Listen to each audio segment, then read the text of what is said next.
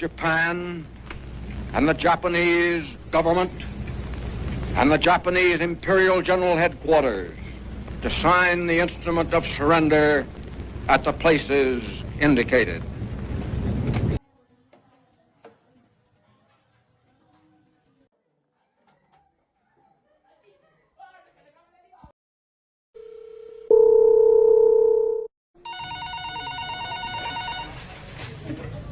Halo, Ibu Saleh. Ya, ada apa? Saya baru saja mendapatkan berita kekalahan Jepang para sekutu. Mohon sampaikan berita ini kepada para pemuda. Sungguh kabar gembira yang Anda sampaikan tadi.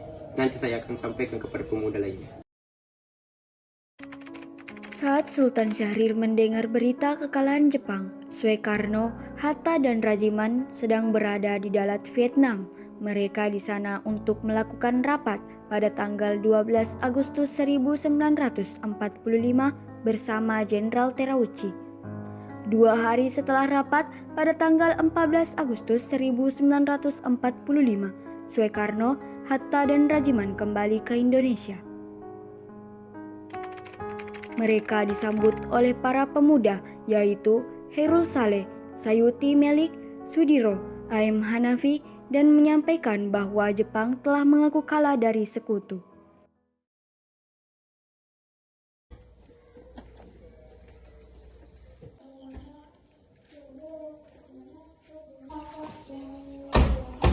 Selamat datang, Bung. Ya, terima kasih.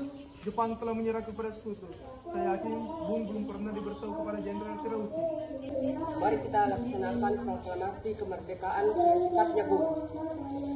Pembicaraan seperti ini tidak baik dibicarakan di sini. Kita bahas tempat lain saja.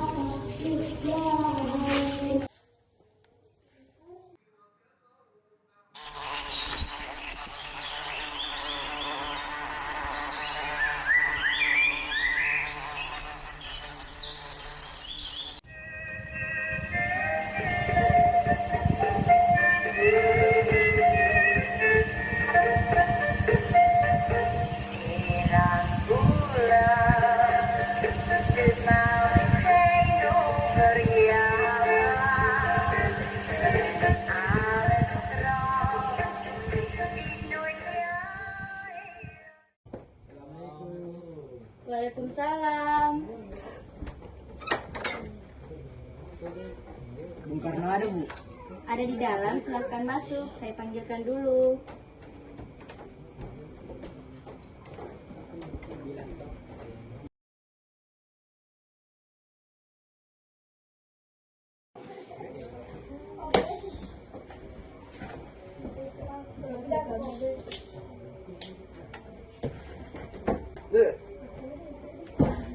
Bung, Jepang telah mengaku kalah dari sekutu. Bukankah ini kesempatan emas untuk memproklamasikan kemerdekaan? Tentang kemerdekaan, Jepang telah berjanji untuk memerdekakan kita secepatnya. Bahkan telah membentuk PPKI, Panitia Persiapan Kemerdekaan. Alhamdulillah. Iya, Bu. Terdapat prosedur. Sebaiknya kita jangan terlalu terburu-buru.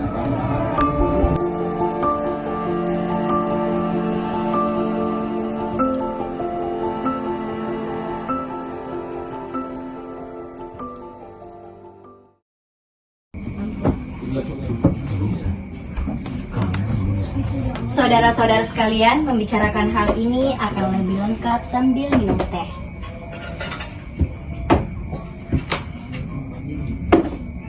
Terima kasih, Bu. Tapi, mengapa kita tak memilih merdeka atas usaha kita sendiri? Iya, Bu. PPKI adalah bentukan dari Jepang. Sekutu mengira kita adalah bagian dari Jepang. Tetap saja, saya ini ketua PPKI. Banyak hal-hal yang menjadi kewajiban saya untuk memproklamasikan kemerdekaan. Kita harus bicara tentang proklamasi kemerdekaan dengan PPKI agar tidak ada hal yang menyimpang dan ketentuan. Jika kita membicarakan ini dengan PPKI, Jepang akan tahu gara-gara kita, Bung.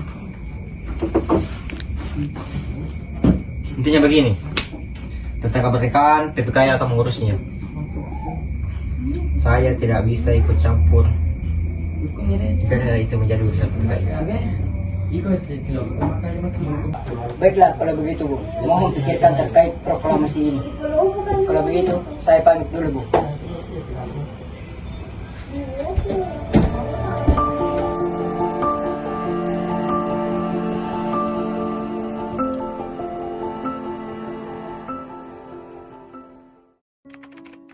Gagal membujuk Soekarno dan Hatta, para pemuda kemudian mengadakan rapat dan berkumpul di belakang enjemen institusi.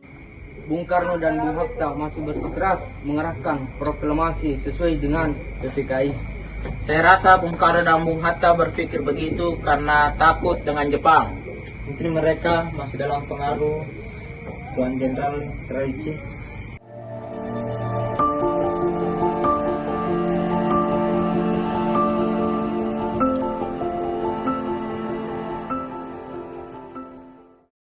Apakah ada ide tentang proklamasi yang akan diselenggarakan ini? Bagaimana nasib kita? Merdeka di bawah pengaruh Jepang. Kita harus melaksanakan proklamasi kemerdekaan secepatnya. Kita temui Bung Karno dan Bung Hatta sekarang.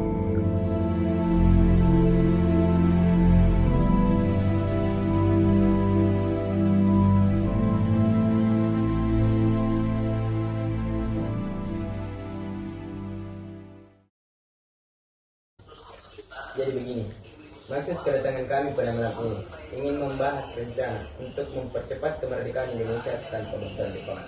Bung Karno pimpin kami sudah mengambil keputusan agar Bung Karno dan Bung Hatta sudah mungkin melakukan proklamasikan kemerdekaan tanpa PPKI dan tanpa bantuan Jepang. Kami para pemuda sudah siap melakukan pemberontakan terhadap Jepang. Apa? Berontakan? Kau pikir selama ini orang Jepang? Jepang telah menjanjikan kemerdekaan. Panitia pelaksana kemerdekaan juga telah dibentuk.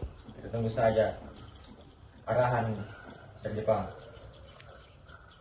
Pokoknya pemuda menginginkan reformasi murni Bu, tanpa tangan Jepang.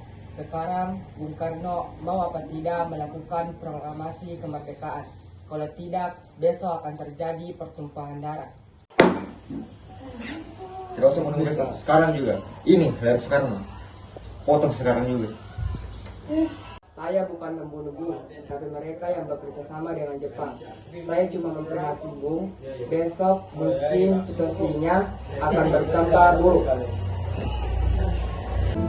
Setelah penolakan Soekarno, golongan pemuda tidak putus asa dan kembali mengadakan perundingan di Jalan Cikini nomor 71, Jakarta pada pukul 24.00 waktu Indonesia Barat. Dari pertemuan itu diputuskan untuk membawa Soekarno dan Muhammad Hatta ke Rengas Dengklok. Sekarang apa harus kita lakukan? Sementara golongan tua enggan telah mengikuti kita. Bagaimana kalau kita asingkan Bung Karno dan Bung Hatta keluar daerah Jakarta agar mereka bebas dari pengaruh Jepang? Tapi kemana kita membawanya? Bagaimana kalau ke Rengas Dengklok secara terjamin keamanannya?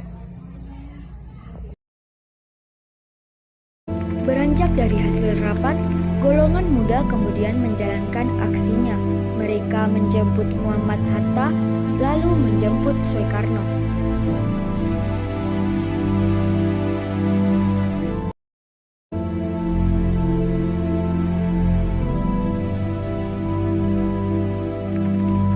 Setelah berdebat panjang kepada golongan muda dan tua, Soekarno akhirnya menyetujui keputusan golongan muda untuk memproklamasikan kemerdekaan tanpa campur tangan Jepang.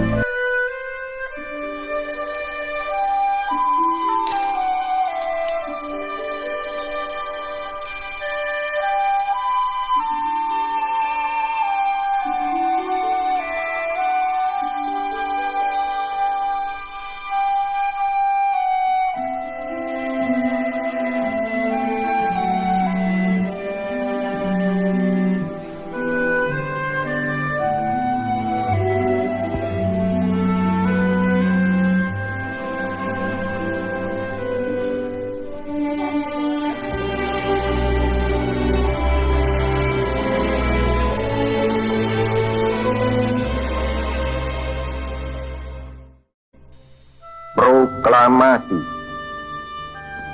Kami, bangsa Indonesia, dengan ini menyatakan kemerdekaan Indonesia. Hal-hal yang mengenai pemindahan kekuasaan dan lain-lain diselenggarakan dengan cara saksama dan dalam tempo yang sesingkat-singkatnya. Jakarta, 17 Agustus 1945, atas nama bangsa Indonesia, Soekarno, Hatta.